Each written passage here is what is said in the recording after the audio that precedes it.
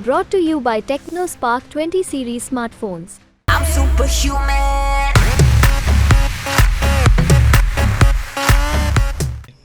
काम की बात होनी चाहिए।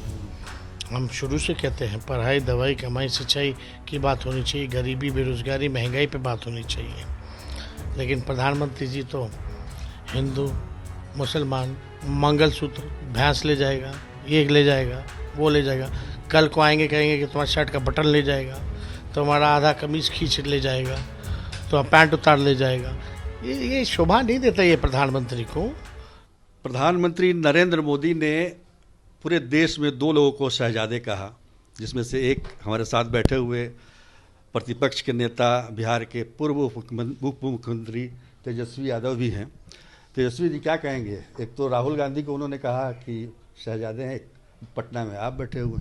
कहते हमने सुना तो नहीं, हम खुद ही अपने चुनावी कार्यक्रम में व्यस्त थे, बट लोगों से पता चला कि शहजादा कह कर के उन्होंने बताया है। तो हम तो कहेंगे वो पीरजादे हैं। पीरजादे मतलब बुज़ुर्ग होते हैं, तो कुछ भी कहें, बड़े हैं, बुज़ुर्ग हैं, कुछ भी कहने का अधिकार है उनको। लेकिन दरभंगा आए तो ज़रा जा कर के एम्स देख लेना चाहिए था जो बनवाए थे। वो तो गए नहीं वहाँ, एम्स जाना चाहिए था, या इसके बारे में जिक्र करनी चाहिए थी। जिक्र किया उन्होंने, कहा कि शोभन वाला जो हम लोग ज़मीन दिए उसमें तो पहले भारत सरकार मना कर दिया था। डिले विलम्ब का कारण क्या है? भाई कब से स्वीकृत थे दरभंगा में, और किन की राज्य में सरकार नहीं? वो तो हम आए 17 महीने में, स्वास्थ्य मंत्री हम थे, और डीएमसीएच हम लोगों का धरोहर रहा है। पीएमसीएच के बाद उसका महत्व बहुत ज़्यादा है। तो हम लोगों को लगा कि डीएमसीएच को खुद हम डेवलप करेंगे, और लैंड हम लोगों को जो देना होगा, मिट्टी भी भराई करनी होगी और अच्छे लोकेशन पे देंगे ताकि दरभंगा का भी विस्तार हो सके। तो हम लोगों ने दिया, लेकिन उससे पहले ही प्रधानमंत्री जी ने कहीं बोल दिया था कि भाई एम्स तो बन चुका है। अब एम्स के लोग डेली आकर के शोभन घूमते के जाते हैं, एम्स उनको मिल ही नहीं रहा है कहाँ। खैर जो भी बात हो, ये मिथिला की धरती है। झंझारपुर, दरभंगा, मधुबनी लगातार तीनों एनडीए के सांसद हैं। 15 सालों से इनके सांसद, राज्य में इनका सरकार, केंद्र में इनका सरकार। क्या हुआ इस जगह पे? तो ये मिथिला की धरती प्रबुद्ध लोगों की धरती है, बुद्धिजीवियों की धरती है। और यहाँ प्रधानमंत्री जी अगर आकर के इधर उधर की बात करेंगे, और यहाँ मिथिला के लोग सदियों से जमुना और गंगा जो तहजीब है इस धारा पे रहे हैं। संजोग आज ये है, ये मिथिला की धरती काम की बात सुनना चाहते हैं, ना कि बेकार की बात। मिथिला की धरती पर आज आप भी थे, प्रधानमंत्री भी आए। तो ये बताइए कि एम्स का मामला जो है इस चुनाव में दरभंगा में खासतौर पर कितना बड़ा मुद्दा है? देखिए मुद्दा तो यही है ना, और होना भी चाहिए। काम की बात होनी चाहिए। हम शुरू से कहते हैं पढ़ाई, दवाई, कमाई, सिंचाई की बात होनी चाहिए, गरीबी, बेरोजगारी, महंगाई पे बात होनी चाहिए। लेकिन प्रधानमंत्री जी तो हिंदू, मुसलमान, मंगलसूत्र, भैंस ले जाएगा, ये ले जाएगा, वो ले जाएगा। कल को आएंगे कहेंगे कि तुम्हारा शर्ट का बटन ले जाएगा, तुम्हारा आधा कमीज खींच ले जाएगा, तो पैंट उतार ले जाएगा। ये शोभा नहीं देता ये प्रधानमंत्री को, ये बातें। और काम देखिए, एम्स का हो, एयरपोर्ट का हो, अब देख लीजिए टर्मिनल का क्या हाल है। और देश का सबसे महंगा का टिकट अगर मिलता है तो दरभंगा का ही मिलता है। यही प्रधानमंत्री जी कहते थे कि हवाई चप्पल वाले को भी हम हवाई जहाज़ में पहनाएंगे। आज आप ही बताइए क्या कीमत है?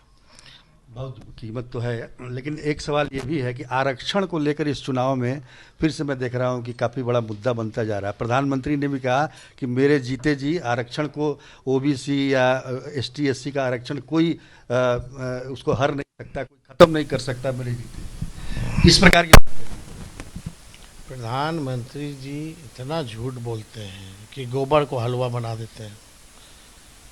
भाई इनके नेता, कई जगह आपने भी बयान सुना होगा, संविधान को ख़त्म करने की बात करना।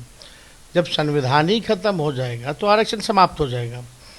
और मोदी जी रेल, सेल, भेल, LIC, एयरपोर्ट, हर चीज़ तो आपने निजीकरण कर दिया। तो जब आपने हर चीज़ संस्थानों को ही निजीकरण कर दिया, जहाँ सबसे ज़्यादा सरकारी नौकरियां मिलती थी, तो आरक्षण तो ऐसे ही खत्म हो गया। आपने छीनी आरक्षण। आप ही बताइए, तो ये प्रधानमंत्री जी के कथनी और करनी में भारी अंतर है। हम ही लोगों ने 17 महीने में आरक्षण की सीमा 75% की।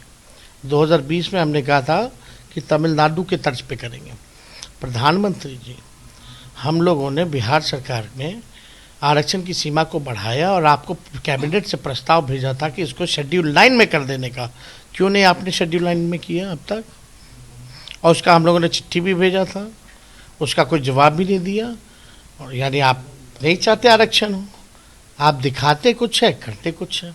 तो 10 साल में भाजपा के लोगों को बिहार के लोग जो है अच्छे से पहचान गए और इनका हवा टाइट है। और बीजेपी के लोग पूरे लोग डिप्रेशन में हैं। चुनाव से पहले बहुत उछल कूद हो रहा था। हमने कहा था अब थर्ड फेज का चुनाव होने वाला है। हम कह रहे हैं, हम शुरू से क्या देख रहे हैं, मतलब सीन क्या है? हम शुरू से ही कहते रहे हैं कि बिहार जो है चौंकाने वाला रिजल्ट देगा। अब मूड क्या है बिहार का? लोग यही गाना गा रहे, वादा तेरा वादा, वादा तेरा वादा, तेरे वादे ने देश को मारा। यही है देश, बस देश का बंदा सीधा साधा मारा गया तेरे वादे पे। यही है मूड। एक सवाल और बनता है कि इस पर बहुत ज़्यादा अटैकिंग है आप नरेंद्र मोदी। नीतीश कुमार पर कम वो भी विपक्ष में। अब बुजुर्ग हैं, बहुत चले हैं, हमारी पूरी सिंपैथी उनके साथ है, किसके साथ? नीतीश जी के साथ। और हम तो थे तो बेटे की तरह न थे उनके साथ खड़े। अब 2-4 लोग इधर से उधर करा दिया। खैर जहाँ भी रहें अच्छे से रहें, स्वस्थ रहें। लोगों आ भी सकते हैं ऐसा क्या? फिर चुनाव के अब तो उम्र हो गया ना। और वो तो पहले ही कह दिए थे पिछला 20 के चुनाव में कि उनका आखिरी चुनाव है। तो ये तो लोकसभा का भी आखिरी है। तो हमारी पूरी शुभकामनाएं। प्रधानमंत्री जी क्या बताइए, अग्निवीर 4 साल में रिटायर कर दोगे, 22 साल में रिटायर हो जाइएगा, यही 74 साल के होकर के और 5 साल मांग रहे। अब तो इनको मार्गदर्शक मंडली में बैठाना चाहिए एडवाणी जी के साथ। हो गया समय। चलिए, तो कितना सीट मतलब आकलन कर सकते हैं? चौंकाएंगे। ऐसा रिजल्ट लाएंगे कि इनकी सरकार नहीं बनेगी भारत में, है ना? तो ये तेजस्वी यादव का एक तरह से हम कह सकते हैं दावा है कि इस बार बीजेपी की सरकार कम से कम केंद्र में नहीं बनेगी। अब चुनाव परिणाम का हमें इंतजार करना होगा। अनिकेत के साथ सुजीत कुमार झा, दरभंगा, आज तक।